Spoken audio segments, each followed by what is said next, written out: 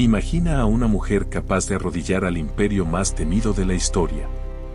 Una reina que no necesitaba espadas para ganar batallas, porque su verdadera arma eran las palabras, la mente, y un poder tan seductor que convirtió a generales en esclavos y a emperadores en peones de su juego. Esta es la Cleopatra que Hollywood jamás se atrevió a mostrarte, peligrosa, estratégica, y tan brillante que casi cambió el destino del mundo. Alejandría era una ciudad que parecía un sueño. En sus puertos atracaban barcos de todas partes del mundo, cargados de oro, especias y seda. Las calles eran un río de voces, griegos, romanos, judíos, persas, todos mezclados en un mismo lugar. Y al fondo, elevándose hacia el cielo, brillaba el faro de Alejandría, una de las maravillas del mundo, guiando a los viajeros como si fuera un segundo sol. En el corazón de la ciudad, la biblioteca guardaba un tesoro más valioso que el oro, el conocimiento de toda la humanidad. Ese era el escenario de Cleopatra. No entraba a un salón como una simple reina. Cada movimiento era un mensaje. Cada palabra, una estrategia. Ella sabía que el verdadero poder no era tener riquezas, sino hacer que los demás dependieran de ellas. Y Roma, con todas sus legiones, dependía de Egipto para algo tan básico como comer. Sin el trigo egipcio, Roma caía de rodillas. Y Cleopatra lo sabía mejor que nadie. Su reino no era solo tierra y desierto. Era el cerebro, el mercado y el corazón del Mediterráneo. Un lugar capaz de sostener o de quebrar a un imperio entero. ¿De verdad Cleopatra fue solo una mujer bonita? Esa es la mentira que nos contaron. La realidad era otra. Su fuerza no estaba en un rostro perfecto, sino en su voz y en su mente. Cuando hablaba, todos escuchaban. Era magnética, aunque sus enemigos juraran lo contrario. No era la típica reina decorativa. Era una estratega que dominaba hasta 9 idiomas: griego, egipcio, latín, hebreo. Podía hablar con campesinos en su lengua, negociar con comerciantes en otra y discutir filosofía con los sabios en otra más.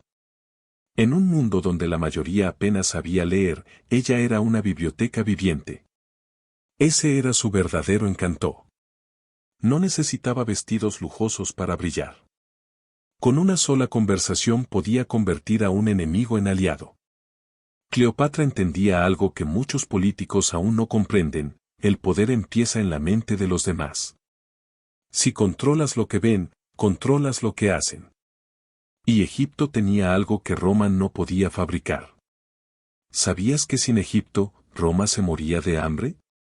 El trigo egipcio era la sangre que mantenía vivo al imperio. Cada cosecha viajaba en barcos que cruzaban el Mediterráneo directo hacia las panaderías de Roma. Si Cleopatra cerraba un puerto, miles de romanos se quedaban sin pan al día siguiente. Pero Egipto no era solo trigo. Era comercio puro. Desde sus puertos pasaban especias de la India, seda de China, oro de África. Y cada barco que entraba debía pagar tasas. Ese dinero entraba a las arcas de Cleopatra. El faro de Alejandría brillaba como guía para los navegantes. La biblioteca guardaba secretos que Roma ni siquiera entendía. No era un simple reino, era un centro de ciencia y de estrategia. Bajo Cleopatra, los campos florecieron, los templos se renovaron y los puertos trabajaban sin descanso. Ella sabía organizar, negociar y mandar. Con oro y cerebros, eliges otra estrategia. No siempre se conquista con espadas. ¿De qué sirve tener legiones si el precio de una guerra es perderlo todo? Roma sabía que invadir Egipto sería caro y sangriento. Podían ganar la batalla, sí, pero destruirían los mismos puertos y campos que les daban de comer. ¿De qué servía conquistar si después no quedaba nada que aprovechar? Cleopatra entendió esto mejor que nadie. Por eso eligió un camino distinto. No se arrodilló. No suplicó. Hizo algo más audaz: provocó que los hombres más poderosos del mundo la cortejaran a ella. Usó la mente como espada. La cultura como escudo. El protocolo como campo de batalla. Cada gesto suyo era un desafío elegante: si me quieres de aliada, tendrás que demostrarlo. Mientras otros reyes gastaban fortunas en ejércitos, Cleopatra invertía en percepción, en símbolos, en palabras.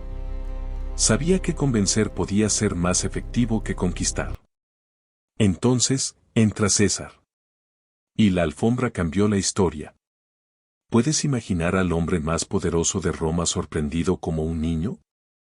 César estaba en Alejandría revisando mapas cuando entró un regalo extraño, una alfombra enrollada. Los sirvientes la colocaron frente a él, y de pronto, del tejido salió una joven reina. No desnuda, no sumisa. Con la mirada fija y un discurso listo en perfecto latín. Cleopatra no llegó a rogar. Llegó a negociar. El impacto fue inmediato. César, que había visto 1000 batallas y derrotado a los mejores generales, quedó atrapado por una mujer de 22 años que hablaba de política y economía como su igual. De esa alianza no nació un matrimonio. Nació algo más fuerte: respeto. César le dio apoyo militar.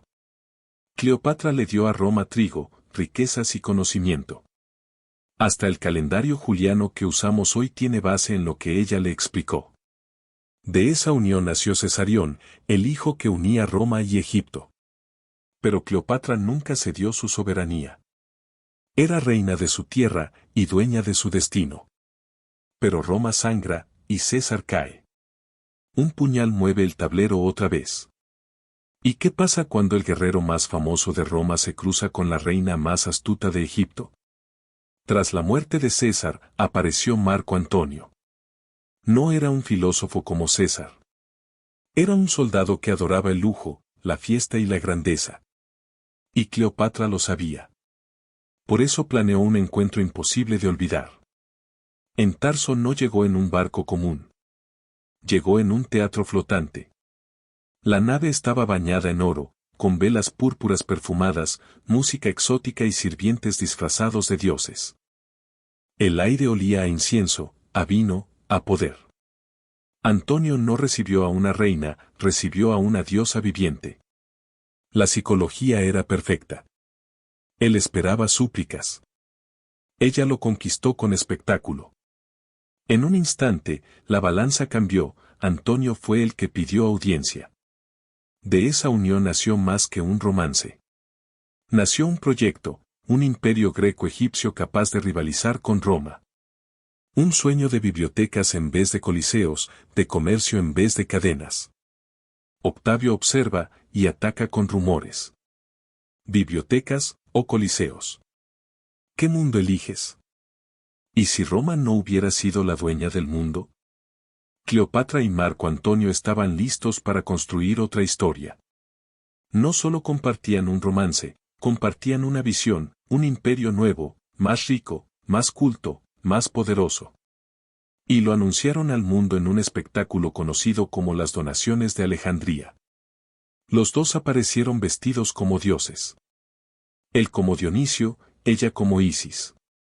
A su lado, sus hijos fueron presentados como herederos de un imperio que aún no existía, pero que ellos estaban dispuestos a crear. Alejandro Helios, el sol, destinado a conquistar. Cleopatra Selene, la luna, símbolo de equilibrio entre Oriente y Occidente. Cada nombre era un mensaje político. Cada gesto, una amenaza a Roma. El modelo que proponían no era de miedo y cadenas, como el romano. Era de prosperidad, comercio y cultura. Una alternativa real a la brutalidad de las legiones. Octavio lo entendió de inmediato. Y respondió con la mejor arma de Roma, la propaganda. La pintó como bruja, como hechicera, como ninfómana insaciable. La convirtió en la enemiga pública número 1. La respuesta se decide en el mar. Actium está por empezar. ¿Puede un imperio perderlo todo por un simple error? El 2 de septiembre del año 31 a.C., el destino del mundo se jugó en el mar. De un lado, Octavio con 400 naves romanas. Del otro, Marco Antonio y Cleopatra con más de 500 barcos, incluidos 60 egipcios financiados con el tesoro real. El aire olía a humo y a miedo. Las olas se teñían de sangre mientras el fuego griego caía como lluvia ardiente. Cleopatra no era una espectadora. Estaba en la retaguardia, dirigiendo sus barcos con precisión. Pero en medio del caos ocurrió lo impensable, una señal mal interpretada. Antonio había preparado una orden de retirada en caso de emergencia. Cleopatra creyó que ese era el momento y giró sus velas hacia Egipto. Al verla partir, Antonio tomó la decisión más dura de su vida, seguirla. En segundos, la moral de su ejército se quebró. Los soldados pensaron que su general los había abandonado por una mujer. La flota se deshizo. La derrota no fue por falta de recursos, sino por un malentendido fatal. Pierden la batalla, no el ingenio. Cleopatra aún guarda una carta. ¿Y qué hace una reina cuando todo parece perdido? Tras la derrota en Actium, Marco Antonio se hundió en la desesperación. Bebía, se culpaba, se aislaba. Su espíritu estaba roto. Pero Cleopatra no. Ella seguía pensando en la próxima jugada. Sabía que aún tenía algo que ofrecer, Egipto. Así que comenzó a enviar mensajes secretos a Octavio. No eran súplicas. Eran propuestas. Ofrecía el granero de Roma a cambio de que sus hijos heredaran el trono como vasallos. Prometía administrar Egipto para él, evitando el caos. Le recordaba que sin su conocimiento, Roma jamás podría manejar la compleja maquinaria egipcia. Era un plan frío, pragmático, pero brillante. Octavio lo sabía. Tenía ante sí a una mujer que incluso en la derrota negociaba como vencedora. El clima en Alejandría era sofocante. Antonio se consumía en silencio. Cleopatra escribía en secreto. Hasta que llegó el día en que Octavio aceptó verla cara a cara. Una promesa, y una trampa. Uno ya decidió el destino de la reina. ¿Puede una muerte convertirse en victoria? Cuando Octavio entró en Alejandría, encontró a Cleopatra encerrada en su mausoleo, rodeada de sus tesoros. No se escondía. Estaba negociando desde su última posición de fuerza, su propia vida. Octavio quería exhibirla en Roma como trofeo, humillarla ante miles. Pero Cleopatra lo entendió de inmediato. Si la capturaban, sería un símbolo de derrota. Si se quitaba la vida, sería un símbolo eterno de poder. Pidió una cesta de higos. Dentro, ocultaba la cobra sagrada de Egipto. Se vistió con sus mejores ropas, se colocó la corona y dejó que el veneno hiciera el resto. Murió como faraona, no como prisionera. Octavio perdió su desfile. Y el mundo ganó una leyenda. Su muerte no borró su poder, lo multiplicó. Cleopatra demostró que incluso en el final podía elegir cómo sería recordada. 2000 años después, la pregunta sigue. Cuando una mujer usa todo su potencial, ¿quién pone el límite?